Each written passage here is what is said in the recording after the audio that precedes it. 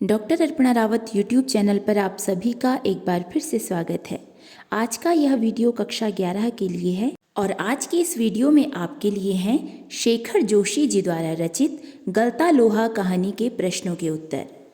पहला प्रश्न है, कहानी के उस प्रसंग का उल्लेख करें जिसमें किताबों की विद्या और घन चलाने की विद्या का जिक्र आया है। इसका उत्तर है, धनराम एक लोहार का बेटा था और पढ़ाई में कमज़ोर था। एक दिन मास्टर जी ने उसे 13 का पहाड़ा सुनाने को कहा। पूरा दिन 13 का पहाड़ा पढ़ने पर भी उसे याद नहीं हो पाया। तब मास्टर जी ने उसे कहा कि तेरे दिमाग में लोहा भरा है, इसमें विद्या का ताप नहीं लगेगा।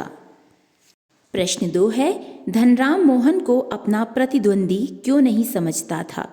इसका उत्तर है, धनराम लोहार और मोहन पुरोहित का पुत्र था।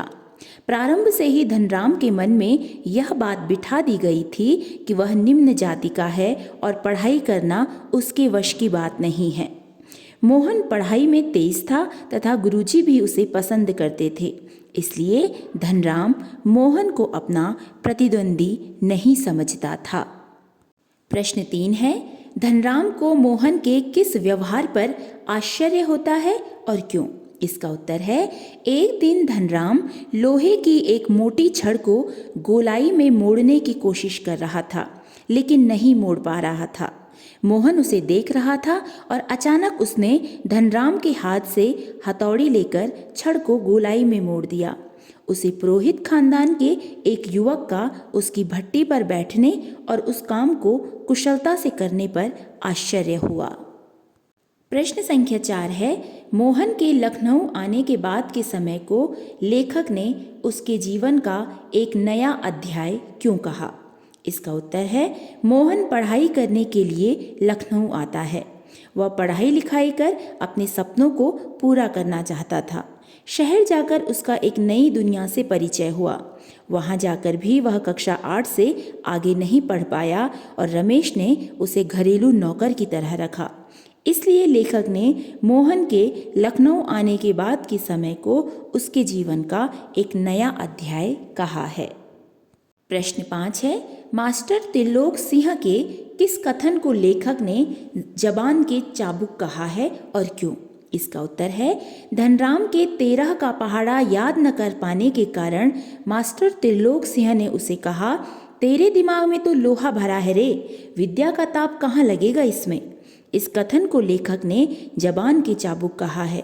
मास्टर त्रिलोक सिंह के इस कथन से धनराम को मानसिक चोट पहुंचती है।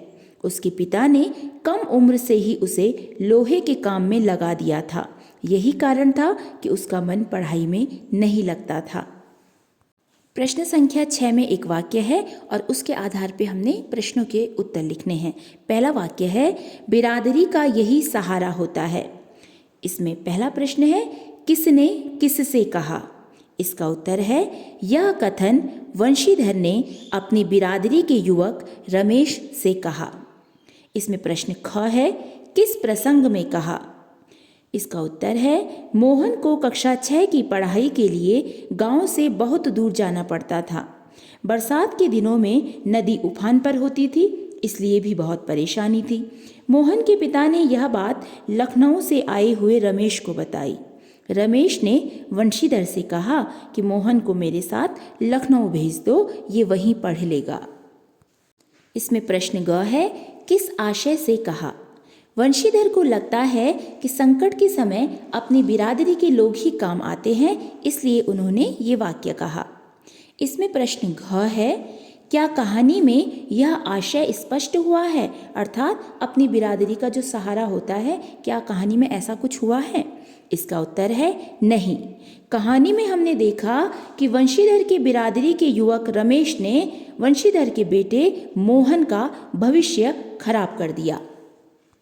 दूसरा वाक्य है, उसकी आंखों में एक सर्जक की चमक थी।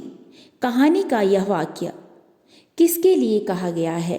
पहला प्रश्न है, किसके लिए कहा गया है, तो इसका उत्तर है, यह वाक्य मोहन के लिए कहा गया है।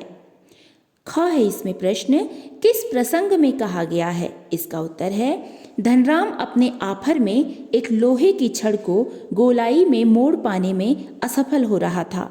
मोहन ने धनराम के हाथ से छड़ और हथौड़ा लिया और उसे गोलाई में मोड़ दिया। मोहन अपनी कारीगरी को निहार रहा था, इसलिए उसकी आंखों में एक सर्जक की चमक थी, अर्थात वह प्रसन्न था कि मैंने इसे गोलाई में मोड़ दिया और वो उसे ध्यान से देख रहा था।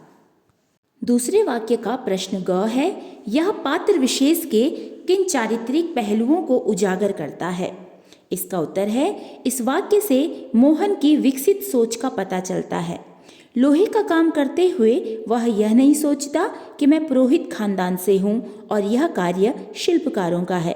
मोहन जाति का भेदभाव नहीं करता और उसके लिए कोई भी कार्य छोटा या बड़ा नहीं है। तो ये थे गलता लोहा पाठ के प्रश्नों के उत्तर।